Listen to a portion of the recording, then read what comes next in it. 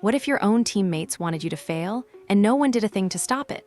That's the nightmare scenario rookie quarterback Shedeur Sanders might be living through right now, and the evidence is stacking up fast.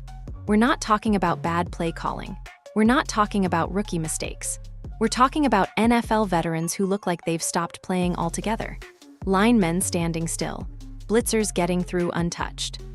Teammates staring down their own quarterback while he gets crushed with zero reaction. At first, it looked like sloppy football. A rebuilding team struggling to find rhythm. But now, fans, reporters, and former NFL quarterbacks are all noticing the same terrifying thing. It doesn't look like incompetence anymore, it looks deliberate. One viral image, one lineman just watching, lit a firestorm online. Now, people are asking dangerous questions. Is Shedeur Sanders being set up to fail? Is this just bad football, or a brutal form of sabotage hiding in plain sight? What's happening in Cleveland might be the most explosive scandal in the NFL in years. And by the end of this video, you'll see exactly why some believe it's not just the offensive line that's failing, but a franchise collapsing from the inside out. When Shedeur Sanders was named the starting quarterback for the Cleveland Browns, the move was seen as bold, maybe even controversial. But nobody expected what would follow. From the moment he took the field, chaos erupted in a way no one could have predicted. Within just a few weeks, what seemed like a standard developmental period for a rookie quarterback turned into something darker, something even seasoned analysts called unprecedented. It all started during the Browns' game against the Baltimore Ravens, a physical clash that should have served as Sanders' initiation into real NFL pressure. But right from the first quarter, the pressure on him wasn't just coming from the Ravens' defense. It was coming from his own team's failure to protect him. Missed blocks, collapsed pockets, broken plays before they could even develop. At first glance, it looked like the growing pains of a struggling offensive unit. But after a few games passed and the pattern didn't just continue, it got worse. People started raising eyebrows. By his third start, Sanders had taken more hits than most quarterbacks take in half a season. He was being swarmed on nearly every dropback, often within 2 seconds of the snap. Quarterbacks are taught to make decisions quickly, but no one is expected to survive in a collapsing pocket every single play. It looked like sabotage, but that was just the beginning. Then came the film breakdowns. Chase Daniel, a former NFL quarterback turned analyst, a guy who spent his career understanding protections and reading lines, sat down to analyze what was going wrong. And what he found stunned everyone watching. Play after play, there were no audible calls being made from the line, no real adjustments to blitzes. It looked like pure chaos. And worse, it looked intentional. He highlighted specific breakdowns, moments where defensive ends were allowed to run completely free off the edge, with no chip attempt, no slide protection, nothing. Daniel zoomed in on one moment that drew particular attention. In a reverse play, where the 21-year-old Sanders was clearly supposed to sell the outside fake and then reset, he did something no one expected, a selfless, team-first action. He threw himself into a block to protect his teammate. A quarterback making contact. Trying to help, it was gutsy. It was passionate. It showed leadership. Yet that same kind of team-first effort wasn't being reciprocated. Instead, what the tape showed next was striking. On multiple plays, the offensive line wasn't just getting beat, they weren't even trying. Stunts that should have been picked up with basic communication were ignored. Defenders ran untouched between the guards and tackles. On one snap, it took only 1.8 seconds for a linebacker to hit Sanders, virtually impossible unless the linemen flat out don't block. Fans picked up on it right away. What began as light conversation in the Reddit threads and Twitter timelines soon exploded into viral commentary. The tone changed from "Sanders needs help" to "something isn't right here." People began going back through the tape, frame by frame, and what they saw made the controversy impossible to ignore.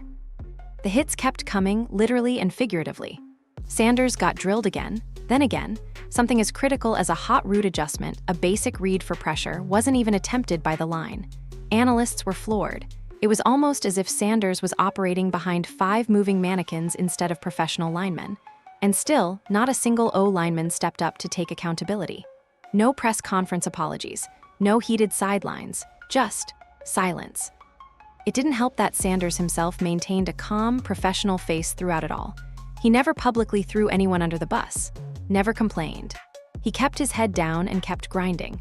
But that silence, paired with the visible tape, Offensive linemen standing tall while rushers crashed in started to make too much sense in the worst possible way.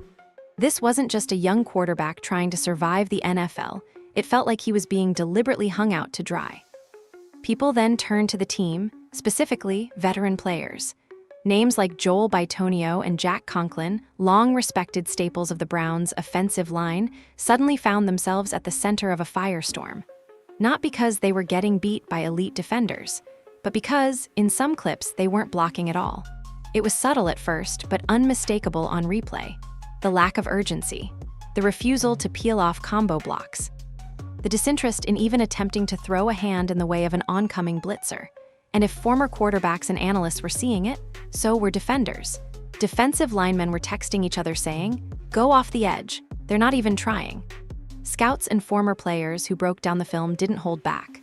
One anonymous offensive line coach reportedly said it was the worst series of protection breakdowns he'd ever seen, and not just in the NFL. In high school, this stuff gets you benched. In the pros, it looked personal. What do you call that? A coincidence, a slump, or something else? By the fourth week, something undeniable had emerged. This wasn't typical rookie adversity. This was patterns, real patterns that pointed not to failure but to something closer to intention. And in the NFL, intention matters. When a lineman blocks the wrong guy, it's a mistake.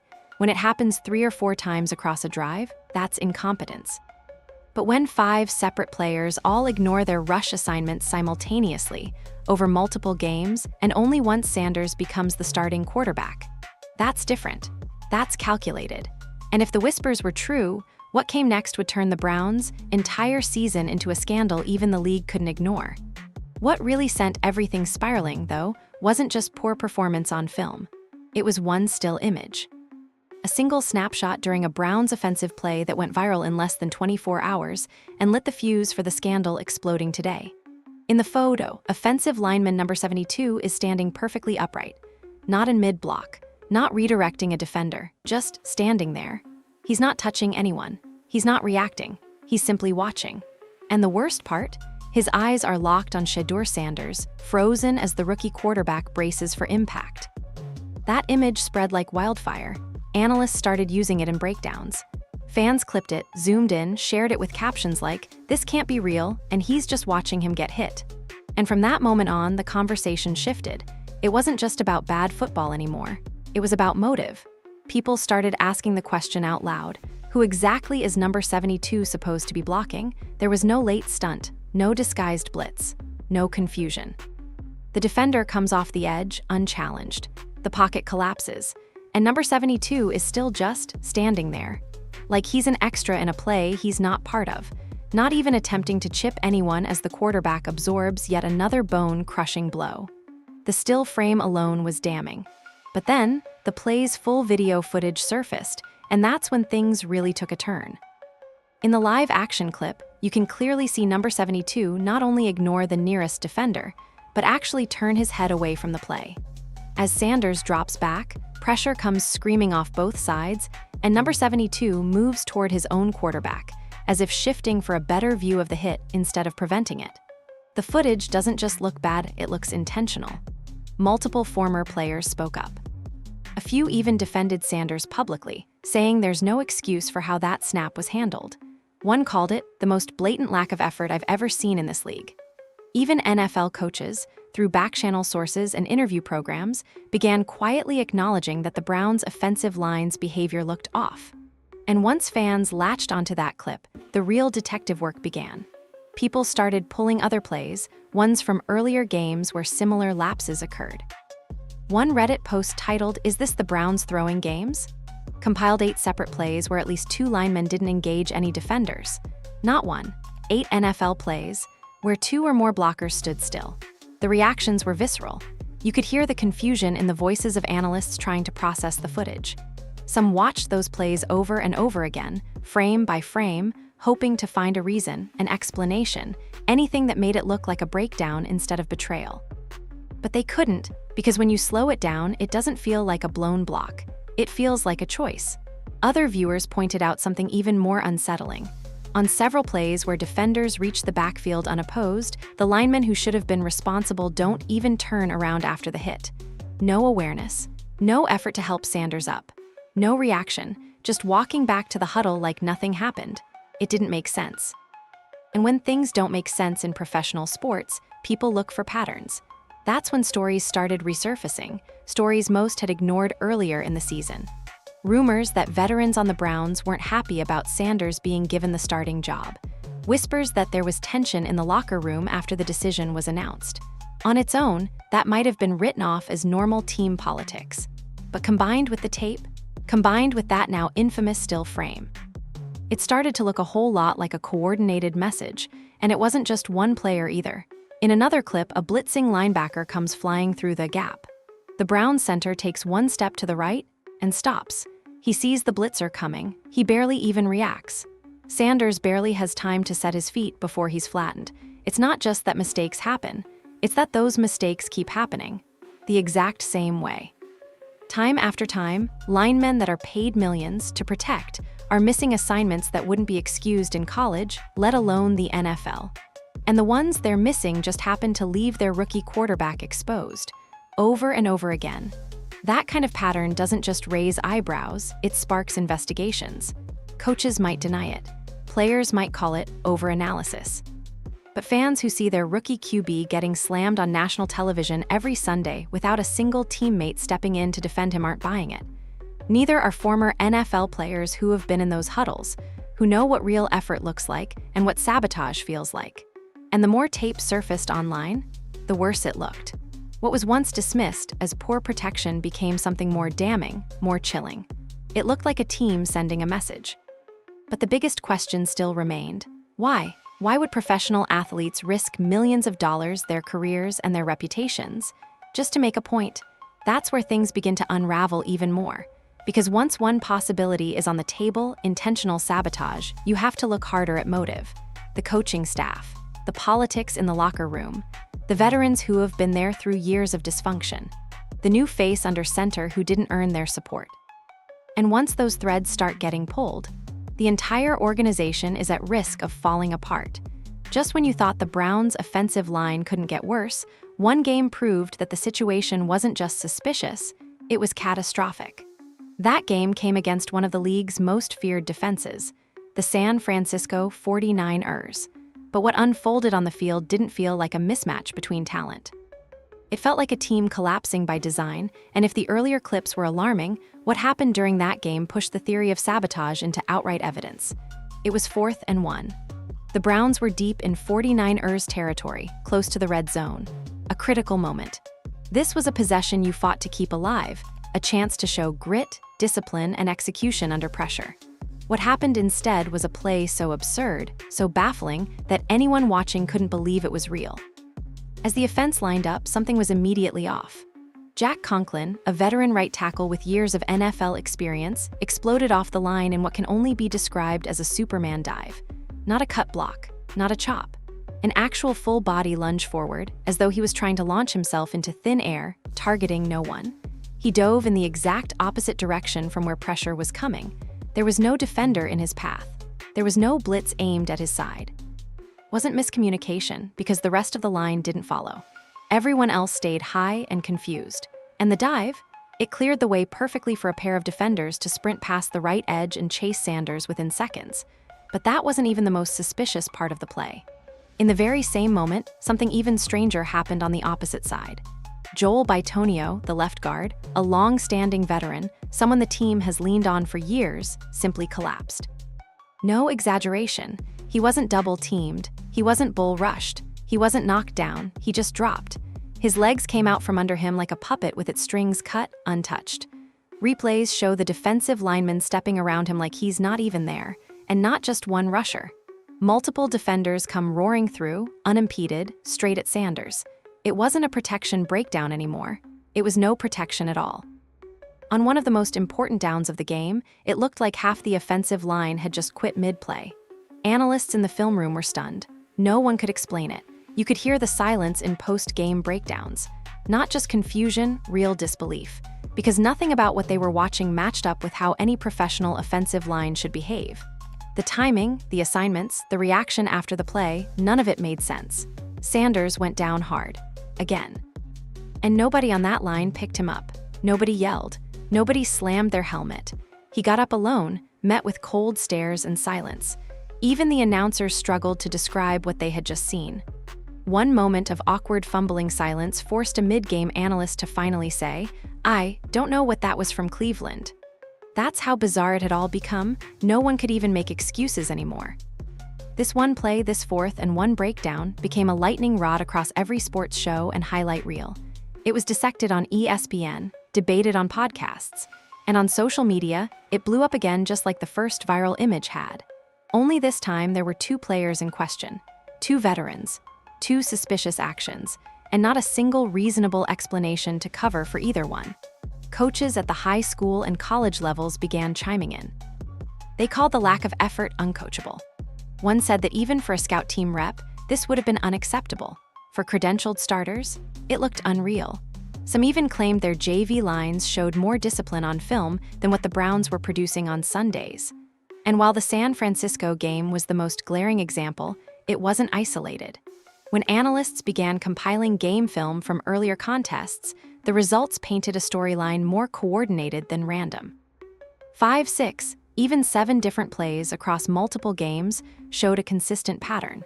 Players refusing to block, walking away from defenders mid-rush, and a total absence of any accountability after the quarterback was hit again. Things like this don't go unnoticed by other NFL teams. In fact, sources familiar with defensive coordinators allegedly shared that they had started planning free blitzes against Cleveland, assuming the linemen wouldn't even try to pick them up. And why would they? There were no benchings, no locker room fights, just more bad tape. More troubling than the images and replays was the fact that these players were experienced. This wasn't a case of rookies learning schemes or backups thrown into chaos. These were players who'd made Pro Bowls, who'd been part of successful offensive units in the past, and yet there they were collapsing, falling, diving into space. Watching, not protecting. At some point, you stop asking what's going wrong. And you start asking why no one's fixing it. Because in the NFL, everything gets reviewed. Every missed assignment, every broken play. If the coaches kept seeing failure and said nothing, that's not negligence. That's tolerance. And in the Browns' case, it's starting to look like more than tolerance. It's starting to look like they either don't want to fix it, or they aren't allowed to. In any normal NFL scenario, the kind of failures seen on the Browns' offensive line would lead to immediate consequences. Benched players, heated position meetings, coaches calling out accountability. But in Cleveland's case, something far stranger happened, something that made the entire situation feel less like disorganization and more like a willing cover-up. Just days after the viral clips from the San Francisco game had dominated online headlines, Browns offensive line coach Scott Peters stepped in front of reporters to explain what was happening. Well, at least that's what people expected him to do. Instead, what he gave was one of the most baffling press conferences of the season. He was asked about the mistakes caught on camera, the missed blocks, the lack of effort, the viral footage of linemen standing still or falling without contact. His response, not just denial, he praised them, particularly Joel Bitonio, the same veteran lineman who was caught collapsing untouched on one of the most critical downs of the game. The same player who had multiple clips circulating where he misses assignments, stands idle, or fails to adjust his footwork while rushers scream past. The coach called Bitonio's performance awesome. He said Bitonio was playing at a level worthy of Pro Bowl consideration, that he showed leadership and competitive toughness. He even added that he was blown away by what Bitonio managed to do every week, from practice to game day. A stunned silence followed. Reporters exchanged glances. Fans began sharing the interview clip online immediately, pairing it with the film breakdowns that clearly showed exactly the opposite. Bitonio literally falling down on 4th and 1. Bitonio failing to chip a stunting lineman on a wide-open blitz. Bitonio whiffing on multiple pulls. And the guy in charge of correcting those mistakes, the offensive line coach, was sitting there, calling it elite. If you're watching from the outside, this leads to only two possible conclusions. Either this coach can't tell the difference between good line play and a disaster, or he knows exactly what's happening and is running interference. It wasn't just about football anymore, it was about trust.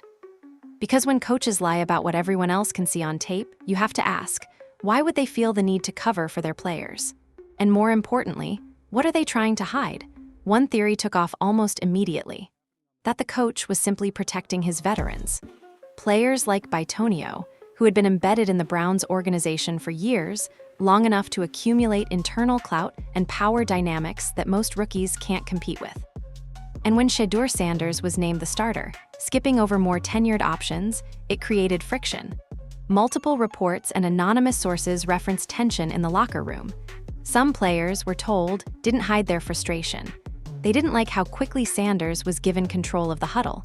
Some saw the move as premature or worse, political. After all, the rookie QB isn't just any prospect. He's Shedeur Sanders, the son of Deion Sanders, one of the most dominant and outspoken players the sport has ever known. There were whispers that veterans believed Sanders hadn't earned the starting job, that he was just there because of his name, that they were being asked to go all in for a rookie they didn't respect, not for his ability, but for what he represented. And in NFL locker rooms, that subtle tension can turn toxic fast. Bitonio himself had made a few vague public comments early in the season that now sound a whole lot different in hindsight. After Sanders' first start, he told one reporter, "We've got to adjust. It's different when someone jumps in midseason without building the same chemistry." Neutral sounding, until paired with what the tape shows now. A few weeks later, he remarked about playing with guys who know the system and earning snaps through respect, not expectation. People brushed it off at the time. But now it reads like resentment. And when someone on the coaching staff is going out of their way to frame a struggling lineman as elite, while ignoring repeated protection breakdowns, the idea of sabotage doesn't sound so far-fetched anymore. It sounds like something being protected, not examined. What's perhaps most frustrating and most revealing is that all of these issues are unfolding even as Shedeur Sanders continues to show leadership on the field. He's not calling anyone out. He's not firing back in interviews. All he's done is keep showing up, standing tall in a collapsing pocket, and trying to lead a team that hasn't protected him, physically or emotionally. And instead of sounding the alarm, the Browns' press conferences offer nothing but the usual spin. "We're working on communication. We've got to clean up some technique. And the effort is there, we just need better execution." But the tape says otherwise, and so does the silence after every hit. There's no accountability, no sign that the issues are being taken seriously. And now that the coaching staff is actively defending the worst moments on the field, it's not just incompetence, it's something more dangerous. Something that looks a lot like complicity. If you want to understand why a group of professional athletes, veterans with accolades, contracts, and reputations, might actively undermine their own quarterback, you have to look beyond the game tape. The clips show what's happening. But to understand why, you have to go inside the locker room, into places cameras can't see, but respected insiders continue whispering about. And that's where the story turns truly toxic. Multiple reports have pointed to growing tension between select veterans on the Browns' offensive line and rookie quarterback Shedeur Sanders. These weren't hard to verify rumors or tabloid-level gossip. These were source stories, small mentions buried in articles, insiders referencing chemistry concerns, divided leadership, and quiet discontent over the quarterback situation. At first, those whispers didn't mean much. Quarterback controversies are common in the NFL. Locker rooms get split all the time when a new face arrives and the old guard doesn't buy in immediately. But in Cleveland's case, the tension didn't die down. It escalated. And the team's body language and game film started to reflect that. The moment Shedeur was named starter surprised a lot of people. Not just fans, some inside the building. According to several sources, there were veterans on offense, particularly along the offensive line, who were already unhappy with the decision-making process behind closed doors. They felt they weren't consulted. That the decision came from higher up, possibly influenced by marketing, media attention, or the reputation surrounding Sanders' last name. Because at the end of the day, Shedeur Sanders isn't just a rookie quarterback. He's Deion's son, the son of a Hall of Famer. One of the most unapologetically confident voices in football history. Every camera follows Shedeur not just because of his talent, but because of the brand attached to him. And that alone might have been enough to turn teammates against him. Veterans who have spent years grinding in obscurity don't always respond well to rookies who walk in with instant attention. And when that rookie inherits their team, their huddle, their locker room dynamic, resentment follows if that QB doesn't earn their respect fast. Some players reportedly believed Sanders was handed the starting job, not because he won it, but because ownership wanted it, that it was a financial decision. A headline play, a move to bring the attention Deion Sanders had built in college into the NFL spotlight. That belief turned personal, and the signs of that resentment were subtle at first, little things. Not reacting when Sanders gets flattened, not helping him up, not offering feedback on the sideline. Quarterbacks and offensive lines form strong, protective relationships, but Shedeur, he looked isolated, alone in every huddle. Every time he got sacked, the message from his teammates seemed to be, figure it out yourself. It's been said that football is the ultimate team game, that everyone has to buy in. But when even one person pulls away from that, things fall apart. So what happens when 4 or 5 people on the same line actively start pulling in the other direction? You get a protection unit that lets defenders walk in untouched. You get blitzes left uncalled. You get key players standing like statues while a 21-year-old quarterback tries to survive. And if you're asking whether these kinds of motives are realistic, absolutely. Personal pride matters in this league. Ego, standing, respect. You're talking about men who have put their bodies on the line for years to earn their spot. So when someone new steps in and becomes the face of the franchise overnight, and that person happens to have more attention than anyone else in the locker room, that's not just tension, that's a power shift. The politics get even murkier when you consider the financial side. Offensive linemen are heavily incentivized by bonuses and reputation. They want to be part of winning drives, clean pockets, high passer ratings, not national debates about why they're failing their quarterback. If veterans believed Shedeur was never going to succeed, if they thought he was being gifted the keys without honoring the pecking order, then making him look bad might have started to feel like self-preservation, a way to prove their point, protect their status, and control the narrative. He wasn't ready. We told you he wasn't it. Look what happened when you didn't listen to us. Is it petty? Absolutely. But is it unprecedented? Not at all. Across NFL history, there have been countless examples of locker rooms resisting change from the top, of players pushing back against quarterbacks they didn't believe in. The difference now? We've never had this much footage, this much analysis, and this much visibility into what could be a Cold War happening in real time. And looming over all of it is the shadow of Deion Sanders. Deion wasn't just a great player. He's a bold personality, a media presence, a leader, and a father who's publicly supported his son at every step. Some players see that and admire it. Others see it as a threat, as something bigger than the team. They wonder if Shedeur is in Cleveland because of legacy, not fit. They wonder if playing for him means playing for more than just the Browns, and that makes some veterans uncomfortable. Whether it's fair or not, there's no question that Deion's identity and influence have brought both opportunity and resentment to his son's career. From the outside, it's hard to separate myth from reality. From the inside, it might be impossible. And if that resentment exists, if this truly is a locker room pushing back against a player they never chose, never wanted, and maybe never accepted, that still doesn't justify what we're seeing on film. Because refusing to block your own quarterback isn't a statement, it's a betrayal. And if that's what's really happening in Cleveland, then what we're watching isn't just a scandal. It's one of the ugliest breakdowns of team unity in the modern NFL.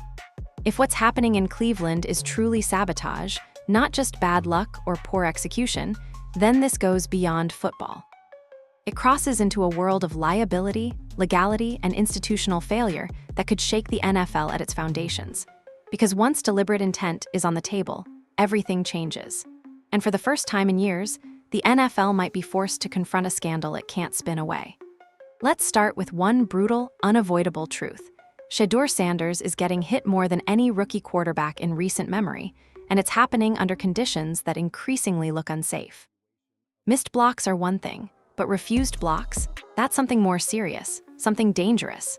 Every time Sanders takes a blindside hit, every time a defender comes through untouched, the possibility of injury climbs. And not just a bruised knee or rolled ankle, but the kind of injury that can end a career before it even begins. We're talking about a young quarterback, someone who just stepped into the pros, getting fed to defenses while the people paid to protect him stand by and watch. And that opens the door to legal consequences the NFL almost never has to face. If the Browns' own linemen are proven to be willfully neglecting their assignments, if it's established that their actions weren't just accidental, but consistent and intentional across games, There is a legitimate case to be made that they're creating an unsafe work environment. And that's where lawyers step in.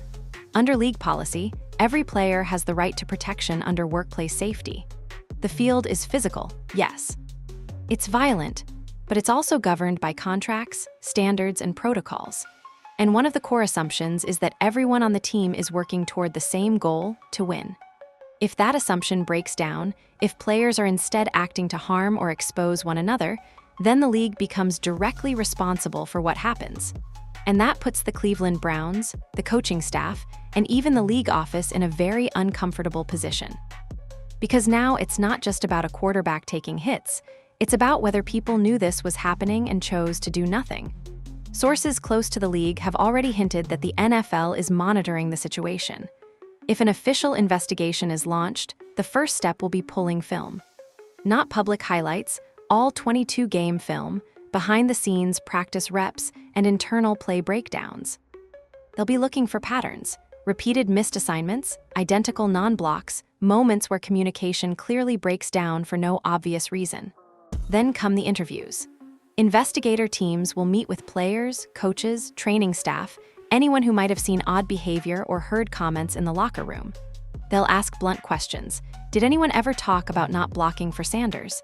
Did players express anger over his starting role? Were coaches aware of any problems between Sanders and the veterans up front?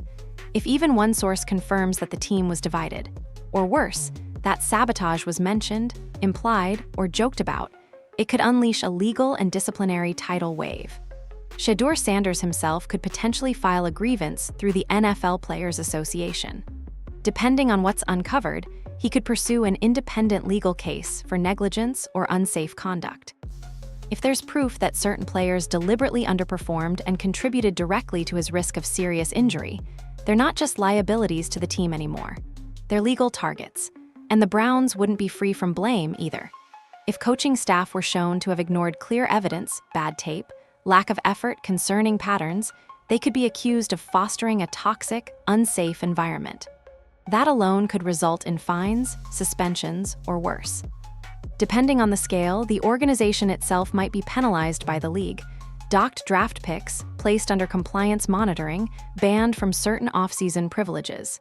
The NFL is deeply protective of its image, especially when it comes to player safety. Head injuries, concussions, blindside hits. These topics have redefined modern football. So if the league allows this situation to spiral, if they're seen as standing by while a rookie quarterback is essentially targeted from within, it risks shaking fan confidence at every level. It could send the message that loyalty matters more than accountability. That veterans can sabotage a younger teammate to prove a point, and get away with it. That if you're a rookie, talented or not, the league might leave you to fend for yourself if you rub the wrong people the wrong way. And that's exactly the kind of precedent the NFL can't afford. Teams across the league are watching. Players are watching. Future rookies, college stars, agents, all of them thinking the same thing. If this could happen to Shedeur Sanders under the NFL spotlight, who's going to prevent it from happening to me? It also raises a terrifying possibility that what the Browns are facing right now isn't an isolated incident. What if similar sabotage has already happened in other locker rooms, but wasn't caught because no one went viral? No one asked the right questions, no one broke down the film, and if this is the case that finally brings it into the open, the fallout could change everything. The CBA might be amended. Player review processes could shift. Accountability language around effort and communication might become part of every standard contract. And teams could be forced to implement policies to monitor internal mistreatment, not just hazing or bullying, but performance-level sabotage meant to derail someone's season or someone's future. Because at the end of the day, this isn't just about one quarterback getting hit too much. It's about the integrity of the game. When teammates stop playing for each other, when institutions ignore the warning signs, when the most basic trust between players is shattered, football stops being a team sport. It becomes survival, a place where power dynamics beat out effort, where pettiness overrides performance, where injuries don't just happen, they're allowed to happen. And that kind of league, that's not football anymore. That's something far darker. At the center of all this chaos, all the politics, all the dangerous speculation, is a young quarterback simply trying to play the game he loves. Shedeur Sanders didn't create this situation. He didn't walk into the NFL with arrogance or entitlement. He stepped into a broken franchise with the kind of pressure most rookies never experience. Targeted because of his name, judged before his first completion. Abandoned in the huddle, not by defenders, but by the people who were supposed to protect him. And still, he didn't complain. He didn't lash out. He didn't throw his own teammates under the bus, even after they let blitzers explode off the edge play after play after play. Through it all, you still see him getting up, dusting himself off, running back to the sideline, trying to figure out what went wrong, probably knowing deep down that nothing he could say would change the outcome. Because what do you do when your failure isn't your fault, and everyone around you is pretending not to notice? There's a certain kind of betrayal that cuts deeper than anything a scoreboard can show. It's the betrayal that happens when the people who should have your back turn around and watch you suffer, not because they can't help you, but because they won't. That's the hell Shedeur Sanders is playing through. And while coaches give meaningless answers behind microphones and veterans collect paychecks while jogging through assignments, the damage being done to this rookie could last a lot longer than a losing season. Confidence? Shaken. Mechanics? Altered. Trust? Erased. Quarterbacks don't just need arm strength and IQ. They need peace of mind, the feeling that when they step into a collapsing pocket, someone is fighting for them. That someone is trying. Once a quarterback loses that feeling, the game changes. The decisions come faster, the reads get messier, the panic creeps in. And even when you move on, even when you finally get a real team, a real line, a real chance, those scars don't fade. Every hit Shedeur takes behind this sabotage rattled offensive line gets logged in his body and in his mind. Every time he gets left unprotected and ignored afterward, it teaches him something dangerous, that not everyone in the NFL plays for the team. Sometimes they play for themselves. Or worse, against you. And where is the organization in all of this? They've had chances to fix it. They've watched the tape. They've seen the still frames, the blown assignments, the bizarre plays that look more like protest than protection. They've heard the whispers, seen the public fallout, watched their rookie quarterback fall again and again with no support. And they've done nothing. That's the part that truly defines this moment. Not just the failures on the field, but the silence in response. No accountability. No lineup changes. No tough conversations made public. Just a quiet, almost chilling acceptance. As if the team is waiting for the season to collapse so they can hit reset without ever admitting how it went wrong.